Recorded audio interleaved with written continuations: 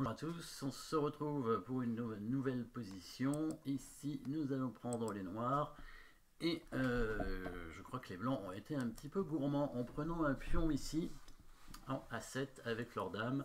Ce qui va permettre aux noirs de créer une attaque et surtout de terminer très vite, hein, grâce à l'aide d'une combinaison, bien évidemment. On notera pas mal de pièces quand même en direction du roi blanc, hein, avec le contrôle du centre, hein, pour les noirs, avec la dame et le fou bien centralisés, la tour sur une colonne en direction du roi, et l'autre tour qui peut éventuellement arriver sur la rangée aussi, hein, donc ça fait quand même beaucoup de pièces. Les blancs qui viennent simple de prendre un pion, donc ils ont un pion d'avance, mais ça va leur coûter la partie, grâce évidemment à un bon coup. Donc ici des échecs dans cette position, des échecs de dame principalement, dans lesquels on donnera d'ailleurs la dame, hein, parce que évidemment il y a la dame blanche qui contrôle ici la case en E3, la case en D4 est contrôlée, et la case en G3 aussi, puisqu'il y a le pion en H2 qui défend. Donc là, il ne semblerait pas que les échecs soient très intéressants, hein. Dame prend G3, pion prend G3, il n'y a rien derrière. Si le fou blanc n'avait pas été là, il y aurait peut-être la tour qui pouvait rentrer en H1 protégée par le fou, et même comme ça n'aurait pas suffi probablement pour la dame, mais en tout cas ça peut être une idée. En tout cas, pas d'échec ici. Est-ce qu'il y a une menace de mat? Alors, il y a des menaces de mat en un coup, hein, bien évidemment, puisqu'il y a ce pion qui est attaqué par la tour, donc il suffirait de l'attaquer avec la dame, hein, mais là aussi, si on vient en H5 ou en E2, qui sont les deux cases pour attaquer ce pion, eh bien, il y a le fou qui va prendre la dame, et il ne semble pas qu'il y ait grand chose derrière, hein. Donc ça a l'air plutôt douteux. Par contre, il y a un mat en deux coups aussi.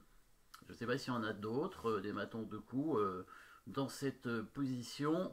Mais en tout cas, il y a un mat en deux coups qui est bon, hein, de toute façon. Cette fois, on est dans les coups forcés, on essaye de les chercher, on cherche les échecs, ils sont pas bons. Menace de mat en un coup, évidemment, c'est le plus forçant, hein, puisque c'est une menace de mat immédiate. Menace de mat en deux coups, c'est assez forcé, puisque ce sera évidemment toujours avec un premier coup qui fait échec, et ensuite le deuxième coup qui donne mat, sachant que après cet échec, il aura de toute façon qu'un coup à jouer, et il sera mat de toute façon. Donc menace de mat en deux coups, et c'est ça qui est plus compliqué, et ce sera évidemment un thème tactique dans cette position, lequel, eh bien, la destruction de la chaîne de pions devant le roi, voilà, tout simplement avec la tour qui prend le pion, puisque la menace simple sera de prendre ce pion là avec la dame, et donc de mater très rapidement après. Pion indéfendable d'ailleurs, à moins de donner la dame en ramenant la dame en F2, évidemment là ce serait une victoire pour les noirs. Donc qu'est-ce qui se passe si le roi prend la tour? Évidemment, donc destruction de la chaîne de pions, du coup ça permet d'ouvrir le jeu, et là on va jouer évidemment sur un deuxième thème tactique, assez simple aussi celui-ci, mais très important, très courant, mais très fort aussi, c'est le clouage, bien entendu, puisque quand le roi va prendre la tour ici en H2, le pion ici sera cloué, et donc ça permet un coup forcé, bien évidemment, la tour qui passe sur la quatrième rangée, comme prévu, hein, la tour qui arrive ici pour faire échec. Le roi blanc ne pourra pas revenir où il est, parce que sinon il y aurait dame prend G3 suivi du mat, donc il serait obligé d'aller en G2 obligatoirement, et là à nouveau le thème tactique, le deuxième, hein, celui qu'on vient de voir en fait, qui réapparaît grâce au clouage du fou cette fois, le fou en F3 qui est cloué par le fou en D5, et donc la dame qui peut arriver en E2 pour faire échec. Deuxième clouage ici dans cette position. Les blancs vont être obligés de couvrir l'échec, parce que s'ils bougent l'orange G1, il y a directement mat avec dame H2. Donc il va mettre sa dame ou sa tour, hein, peut-être la dame, et là troisième clouage évidemment. Et oui, le clouage dans cette position qui joue un rôle évidemment très important, parce qu'il y a trois clouages différents qui vont arriver, mais quand même, destruction de la chaîne de pions devant le roi, c'est quand même le thème principal ici, puisque c'est ce qui permet d'ouvrir en direction du roi, hein, de casser le château du roi blanc.